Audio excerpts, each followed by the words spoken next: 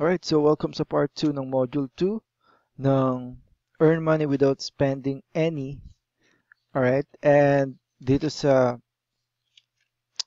module na to and sa part ng Module 2 na to is matututunan natin kung paano ba gumawa ng website using yung Zyro Builder. Alright, na gagamitin natin. At dito tayo natapos kanina. Alright, so again, meron tayong 173 template na pagpipilian. Alright, and I want you to decide kung ano yung template na gusto yung gawin. Alright, so me personally, as much as possible, gusto ko yung simple lang yung itsura. Alright, para hindi masyadong distracting dun sa mga tumitingin ng website nyo. Alright, so ang pipiliin ko is yung technology. Alright, since may nakita ko dito kaninang magandang template. Alright, so ito yung mga template under technology category. So ang pipiliin ko is yung simple lang. Alright, which is ito. Click nyo lang siya. Alright, so bibigay niya sa ito yung mas malaking image ng template na pipiliin mo. And then just click on select para ma-edit natin siya. And ito yung makikita nyo doon sa page.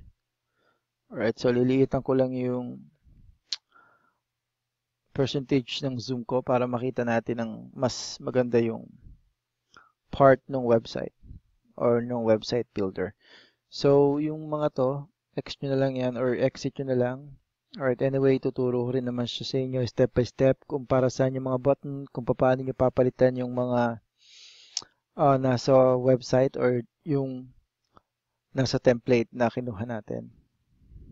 Alright, so again, since yung pangalan ng website ko kanina na niregister ay unlimitedincomenow.ml. Alright, so papalitan natin to yung header text. Alright, so pag kinilik nyo siya and then nag-highlight, makikita nyo may mga broken lines. Right click nyo lang tong nasa gilid which is yung edit button.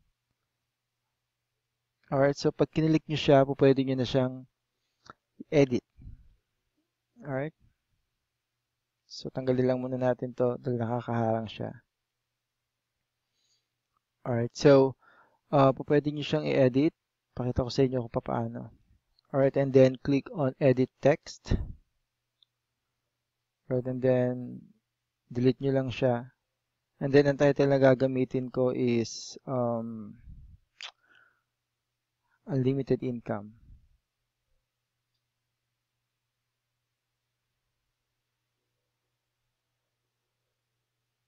Unlimited income now. Alright, so pag-iwalay-walay lang natin siya.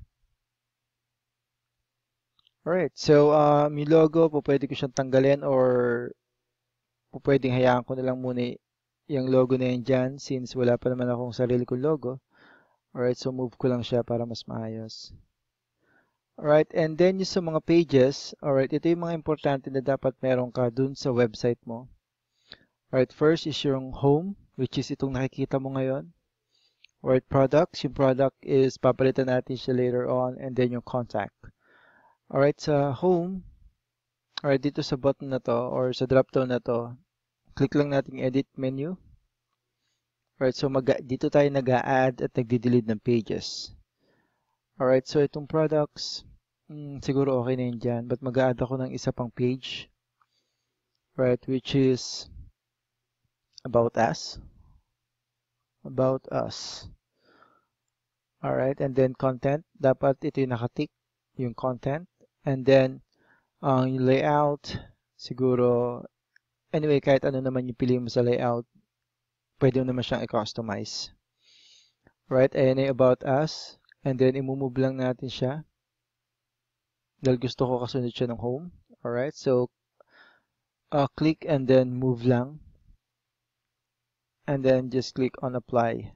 Alright, as you can see, nandito na yung about us. Right, and dito naman sa mga images. Alright, ito naman kung paano siya i-delete. Highlight mo lang siya. Right, let's say, for example, gusto natin i-delete yung text na to.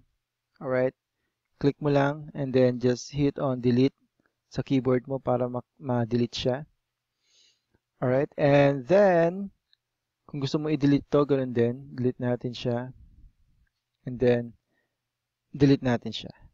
Alright, but gusto kong gamitin tong image na to, alright, which is image ng laptop. And since yung business natin is about online business, alright, so hanap tayo ng image na pwede nating ilagay dyan. Alright, so punta ka lang ng Google image, or Google lang, pwedeng Google na lang i-type mo. Alright, so once na nandito na tayo sa Google Images, alright, sa search bar, type lang natin yung image na gusto nating makita. Alright, in my case, it's online marketing.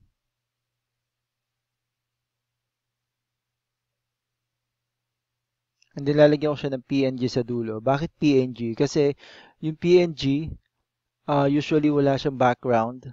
Alright, kaya pag ipinost mo siya doon sa isang website or kahit sa Paint or kung saan mo man siya ipopost or ika-copy, wala siyang background. Alright, so unlike dun sa mga JPEG, may background siya, like ito kulay puti yung background niya. So pag pinost mo siya sa black background, makikita yung puti na to. Sa PNG, pag pinost mo siya kung ano yung kulay ng background, yun yung kulay na magiging background ng image. So again, ang hahanapin ko is yung online marketing PNG. At ito na yung binigay sa akin na result. Alright, so ang gagamitin ko is hanap tayo nung maganda for my website. Alright, so I think I'll use this digital marketing. Alright, and then just click on view image para makita ko yung mas malaking version niya at para kapag sinave ko siya, mas malaki rin yung pixel nung masasave ko. Alright, so ito ang gagawin ko is right click ko lang siya sa mouse and then save images. Oh, na-save ko na pala siya kanina, so I just click on save. And then babalik ako dun sa Zyro Web Builder. And then, so ito is click and then drag and drop. So drag and drop yung style ng kung paano ako makakagawa ng website sa program na to or sa Zyro Web Builder or Website Builder. So click yung picture and then move. Press hold siya sa mouse and then release yung mouse. Alright, so kapag mag-upload ka naman ng video, kung gusto mong palitan, ng picture, kung gusto mong palitan, just click on upload new picture. And then hanapin mo yung sinave mo na image kanina. Alright, and then mag-upload siya dun sa mismong Zyro Web Builder mo.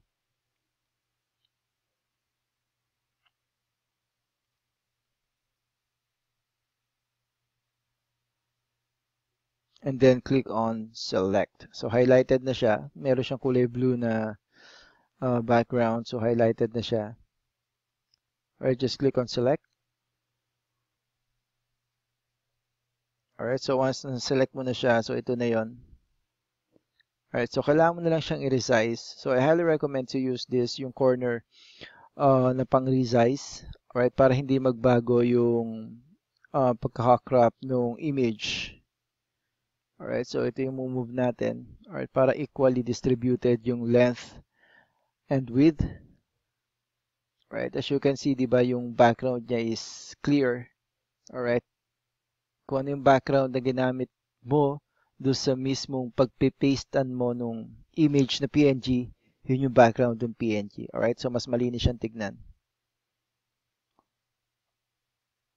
Alright, so dito pwede mong ilagay yung mga description. Alright, dito is advanced package, full package, and then excellent colors. Alright, so pwede mo siyang i-delete, pwede mo siyang tanggalin. Alright, so ito yung website mo, pangalan ng website mo. Alright, so again, lahat siya customizable. Explain ko lang yung tab na nasa taas para magamit din natin. Alright, so itong YouTube, kung gusto mong magkaroon ng mag-post ng video dito sa website mo, pwede natin siyang gawin. Alright, so tatanggalin ko na to. Alright, tatanggalin ko yung image na to.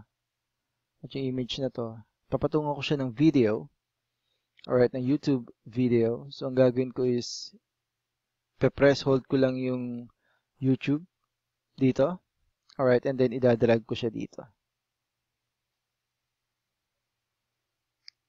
Alright, so let's say for example, hanap tayo ng YouTube video na pwede natin ilagay dyan. Alright, so nandito na ako sa YouTube. Type ko lang yung gusto kong video na i-post dun sa sarili kong website or sa website na ginagawa natin. In this case, tatry ko yung Multitask Unlimited na mga video. Alright, so click lang natin siya para makuha natin yung URL niya or yung address niya. Copy nyo lang. Click lang natin yan. Alright, so copy nyo lang siya. So once na nakopy nyo siya, yung URL mismo, alright, punta kayo doon sa YouTube video dun sa website nyo and then double click. Alright, once na double click nyo siya dito sa space na to, alright, just click your YouTube URL. Makita mo successful because may lalabas dyan na image. Yung image dapat ng video na gusto nyo gamitin from YouTube. So, click nyo lang yung apply once na i-post nyo na yung URL. Alright, and then i-resize nyo na lang siya.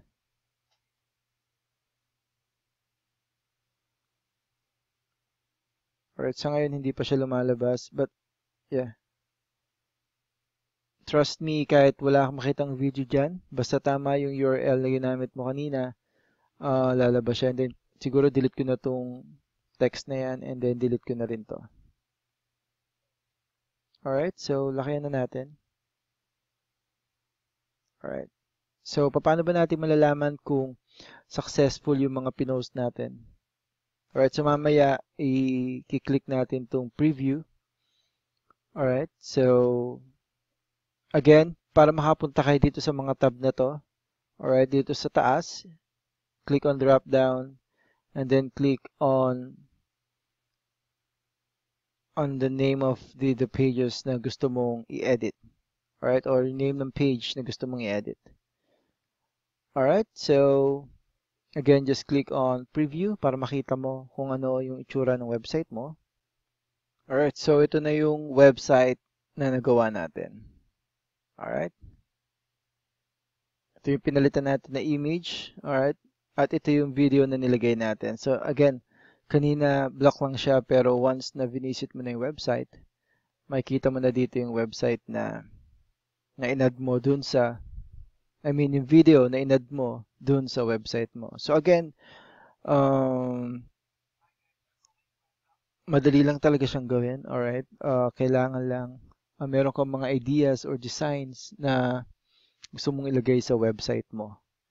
Alright, and then again, don't worry, again, sa mga susunod na video, meron tayong hiwalay na video about creating your own website or designing your own website.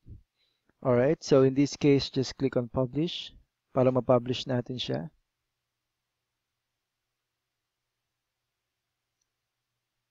Alright, so once na complete na siya,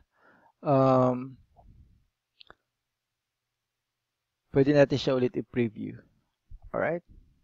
So again, thank you for watching this video at I hope nakatulong siya. Alright? And this is part 2 ng module number 2 ng how to earn money without spending any. Alright? Which is yung website creation. If you have question, just leave your message dun sa comment box natin sa main site natin, which is yung multitask-unlimited.ml. Alright, and you can also send us an email para mas matulungan namin kayo if you have additional question about sa pag-create ng website nyo.